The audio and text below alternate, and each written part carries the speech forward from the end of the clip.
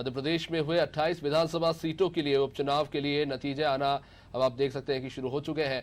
भाजपा को बढ़त मिल चुकी है और जैसा कि भाजपा पहले से ही कह रही थी, आने वाले 3 सालों तक बीजेपी की सरकार बनी रहेगी, शिवराज सरकार बनी रहेगी। 15 सीटों पर अब तक जीत दर्ज कर चुकी है और आगे भी ये गिनती बढ़ती हुई नजर आ रही है। कांग्रेस की अगर बात करें तो कहीं ना कहीं अपेक्षाकृत परिणाम नहीं आए हैं। कांग्रेस जो उम्मीद लगा के बैठी थी वो परिणाम देखने को नहीं मिले और काफी कम सीटें जीती है। जितना कहा था वो तो जाहिर तौर पर नहीं जीत पा रही थी, लेकिन जिस तरह की बात देखी गई थी 20 से 22 सीटों पर कांग्रेस जीत दर्ज करेगी और शायद उसके बाद रणनीति ये थी कि निर्दलीयों को और बसपा और सपा को अपने साथ लेकर सरकार बनाने की कोशिश करेंगे, पर ऐसा कुछ भी होता हुआ नजर नहीं आया। हालांकि कुछ ऐसा अप्रत्याशित भी नहीं था क्योंकि बीजेपी भी 28 में 28 सीटें नहीं जीती है, लेकिन कांग्रेस ने सिर्फ 6 सीटों पर जीत दर्ज करी है और बाकी सीटों के नतीजे आना अभी बाकी है। कई राउंड में अभी भी जो है मतगणना चल रही है और अब साफ हो जाएगा कि राज्य में हो चुका है कि भाजपा की सरकार जो है राज्य में बनी रहेगी। अगर बात करें कांग्रेस नेताओं की तो दिग्विजय सिंह ने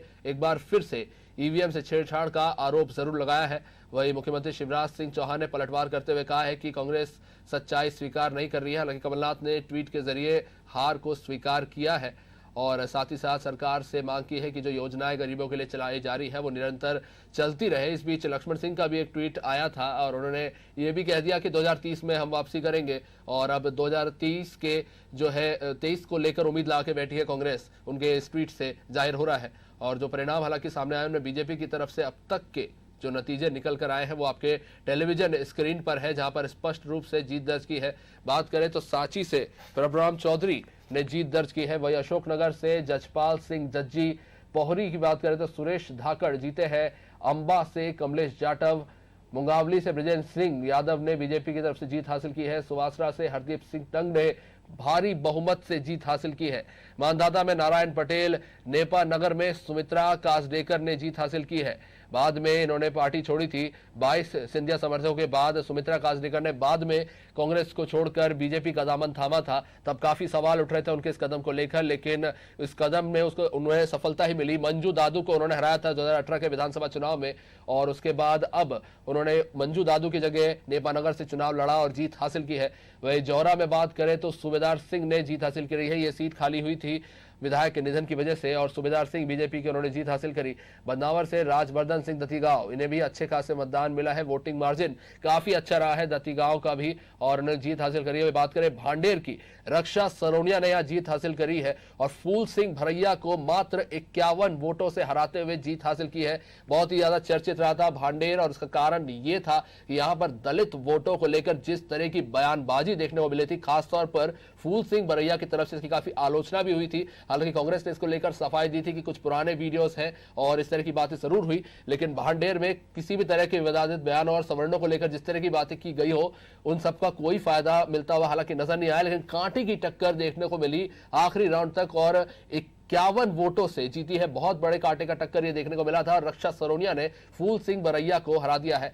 बात करें बमोरी की तो महेंद्र सिंह सिसोदिया जीत गए हैं बमोरी से। करेरा से जसवंत जाटव ने जीत हासिल की है और हाट पिपलिया से मनोज चौधरी जीते हैं। बदनावर राजवर्धन सिंह, सुर्खी से गोविंद सिंह राजपूत ने जीत हासिल की है। अब बात करते हैं कांग्रेस की तो कांग्रेस ने ब्यावरा में जीत हासिल की है।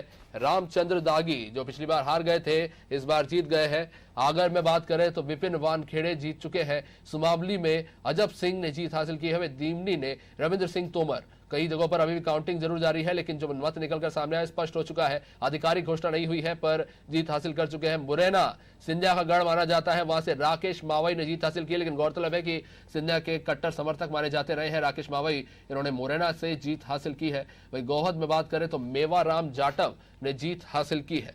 तो कुल मिला के बात करें तो जो रुझान देखने को मिल रहा था कहीं उसी के आसपास नजर आई है कांग्रेस। हालांकि बीजेपी ने कई जगहों पर भारी बहुमत से जीत हासिल की है। वो प्रत्याशी भी जिन्होंने पिछली बार काफी कम मार्जिन से जीत हासिल की थी उन्होंने भी हजारों 10,000 से लेकर 20,000 के मार्जिन से जीत हासिल की है। और कहीं ना कहीं पर देखने को मिला है कि जो नैरेटिव कांग्रेस क्रिएट करने की कोशिश कर रही थी कि ईमानदार वर्सेस गद्दार का और कर्ज माफी को लेकर जो बातें करने की कोशिश करी थी, मिलावटखोरी को लेकर जो बातें कही गई थी कांग्रेस की, और जो माफिया के सफाई को लेकर कांग्रेस ने जिस तरह का नैरेटिव क्रिएट करने की कोशिश करी, जिस तरह से प्रचार प्रसार किया, उसका असर देखने को नहीं मिला। लेकिन गौरतलब है कि डबरा में जहां पर इमरती देवी जी चुनाव मतदान से पहले वादा कर रही थी कि 40,000 दोगुने मत से जीतेंगी, उसके बाद आज सुबह जब मतगणना शुरू हुई तब 21,000 पे वहां, और अब डबरा में जो है कांटे की टक्कर देखने को मिल रही है और सुरेश राजे उन्हें तगड़ा मुकाबला दे रहे हैं। अभी भी काउंटिंग जारी है, स्पष्ट नहीं हो पाया डबरा में कौन जीतेगा। सभी की नजर टिकी हुई है डबरा पे। कट्टर सिंधिया समर्थक मानी जाती है इमरती देवी, हालांकि ऐसा कुछ भी होते हुए नजर नहीं आ रहा है। जैसा कि वो कह रही थी कि भारी मतों से जीतेंगी, ऐसा कुछ हुआ नहीं। तो डबरा में अभी भी काउंटिंग जारी है। गोहद में भी काउंटिंग चल रही है रणवीर जाटव और मेवाराम जाटव के बीच। अगर बात करें मेवाराम जाटव की तो ये उनका तीसरा चुनाव है। 2008 में बसपा से लड़े थे और 2013 में कांग्रेस से मैदान में थे। हालांकि दोनों ही चुनाव वो हारे थे, लेकिन एक बार फिर से मेवाराम जाटव पर कांग्रेस ने अपना भरोसा जताया है। इसके पीछे क्या कारण है ये तो खैर स्पष्ट नहीं है, पर कह सकते हैं कि शायद इनके पास कोई बेहतर विकल्प मौजूद नहीं था, तो शायद मेवाराम जाटव को मौका दिया गया। वही अगर बात करें तो गोहद से बीजेपी से रणवीर जाटव उतरे थे, उनका ये तीसरा चुनाव है। पिता के निधन के बाद उपचुनाव में कांग्रेस से जीते, पिछला चुनाव भी जीते थे और इस बार अभी गोहद से लड़ रहे हैं उपचुनाव और भाजपा की तरफ से लड़ रहे हैं। आने वाले समय में स्पष्ट हो पाएगा कि किसकी तरफ जो है रुझान जाता हुआ दिखाई देता है। ग्वालियर से प्रद्युमन सिंह तोमर, जैसा कि अभी भी खबर सामने आ रही थी कि 6,000 वोटों से आगे निकल चुके हैं, मंत्री हैं कैबिनेट के और चौथी बार मैदान में है। 3 बार कांग्रेस की ओर से लड़े हैं, बड़े नेता थे कांग्रेस के, लेकिन बीजेपी में शामिल हो गए हैं। बड़ा नुकसान था ग्वालियर के कांग्रेस का ग्वालियर के लिए, और कहीं ना कहीं अब 6,000 वोटों से आगे जाते हुए दिखाई दे रहे हैं। तो आने वाले समय में स्पष्ट हो पाएगा। वही उनके सामने सुनील शर्मा नया चेहरा जो है खड़े थे, पहली बार चुनावी मैदान में, सिंधिया समर्थक कहे जाते हैं और प्रदेश कांग्रेस में सचिव रह चुके हैं, लेकिन अब स्पष्ट हो पाएगा आने वाले समय में। हालांकि काफी पीछे जाते हुए दिखाई दे रहे हैं। पहला चुनाव है सुनील शर्मा का ग्वालियर से, तो कह सकते हैं कि अच्छा खासा मतदान उनको भी मिला है। 48,000 के आसपास का मतदान मिला है, लेकिन काफी आगे जाते हुए दिखाई दे रहे हैं ग्वालियर से प्रद्युमन सिंह। वही बात करें ग्वालियर पूर्व, जहां पर अभी भी काफी सारे राउंड बचे हुए हैं काउंटिंग के। मुन्ना लाल गोयल बीजेपी की तरफ से है, वही सतीश सिकरवार जो है कांग्रेस की तरफ से मैदान में उतरे हैं। ये दूसरी बार चुनाव मैदान में उतरे हैं। 2018 में कांग्रेस के मुन्ना लाल से ही हार गए थे और इस बार कांग्रेस से उतरे हैं। जबकि अगर बात करें मुन्ना लाल गोयल की तो ये चौथा चुनाव उनका, पहली बार सपा से लड़े थे और हार गए थे। कांग्रेस से एक बार हारे और फिर एक बार जीते थे और उसके बाद जीतने के बाद फिर बीजेपी में चले गए और बीजेपी से उपचुनाव लड़ रहे हैं। आने वाले समय में स्पष्ट हो पाएगा। यहाँ पर भी काउंटिंग जो है अभी भी चल रही है। अगर बात करें सांवेर की, तुलसी सिलावट और प्रेमचंद गुड्डू, सांवेर सबसे ज्यादा चर्चित क्षेत्र रहा, मतदान से पहले भी, मतदान के बाद भी, और मतदान के पहले जो है काफी सारी गहमागहमी देखने को मिली। पैसों के लेन देन से जुड़े हुए कई जो है गाड़ियां पकड़ाई और कई तरह के जो है आरोप प्रत्यारोप का दौर चला। पैसे बांटने की जो है शिकायतें मिली प्रेमचंद गुड्डू और तुलसी सिलावट को लेकर जो है देखने को मिला। आपको बता दें कि यहाँ पर दल बदल का कुछ खास फर्क नहीं पड़ा, क्योंकि प्रेमचंद गुड्डू को कहीं ना कहीं अपनी राजनीतिक खतरे में नजर आ रही थी, तो बीजेपी से उन्होंने कांग्रेस का दामन थामा। हालांकि तुलसी सिलावट को कांग्रेस के लिए बड़ा नुकसान मान सकते हैं, क्योंकि काफी कद्दावर नेता है और करीब करीब अगर बात करें तो 7 बार कांग्रेस से वो चुनाव लड़े हैं, जिसमें से 4 बार वो जीते हैं। सिंधिया के साथ भाजपा में गए थे, बड़ा नुकसान हुआ था। हालांकि शुरुआत से ही कहा जा रहा था कि बहुत कड़ी टक्कर देखने को मिलेगी। अभी भी काउंटिंग जारी है। और अगर बात करें प्रेमचंद गुड्डू की तो काफी वरिष्ठ नेता है, उज्जैन से सांसद भी रह चुके हैं और अभी भी जो है काउंटिंग चल रही है वहां पर। बात करते हैं बड़ा मलहरा की, प्रद्युमन लोधी और साध्वी रामसिया पहली बार उतरी थी।